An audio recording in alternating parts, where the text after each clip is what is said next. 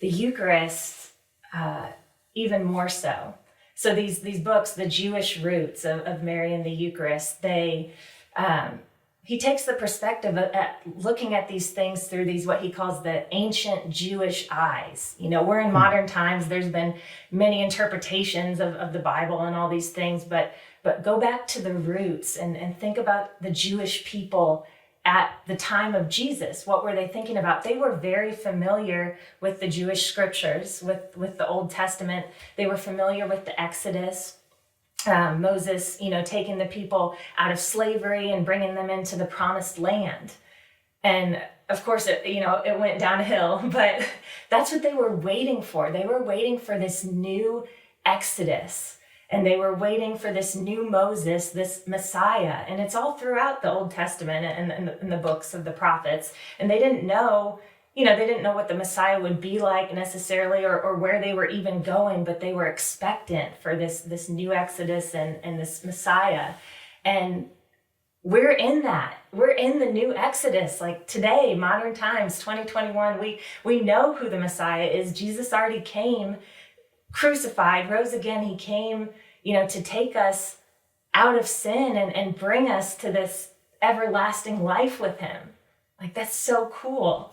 And the arguably one of the most important parts of the old Exodus was this manna, right? This, what is this? It's not really disputed. I mean, it was this miraculous bread. This manna was miraculous bread that God provided daily to sustain the people, while they were on their Exodus. And it also, miraculously stopped, when they got to the promised land. But again, these Jewish people, this new Exodus, this new manna, this Messiah.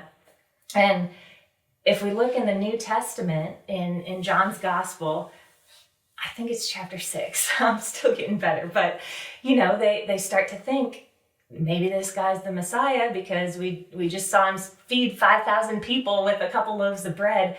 And one of their first questions to him is to the effect of what's the new manna? What's that look like? Where is it? And that prompts Jesus's response of, eat my flesh, drink my blood. My flesh is true food indeed. My blood is true drink. And wow, and just again, Dr. Petrie does this a lot more eloquently, but I mean, just think about it. Like, if the old manna was this miraculous, God-given bread, then how could the Eucharist be a symbol? It can't. It has to be better than the old manna. It has to be miraculous. It has to be God himself. And I just think, if you eat the flesh of a dead man, like, yes, that's cannibalism. But, Jesus, it didn't end with his crucifixion. Jesus resurrected. We don't consume a corpse. We eat the real flesh, drink the real blood of a resurrected Lord.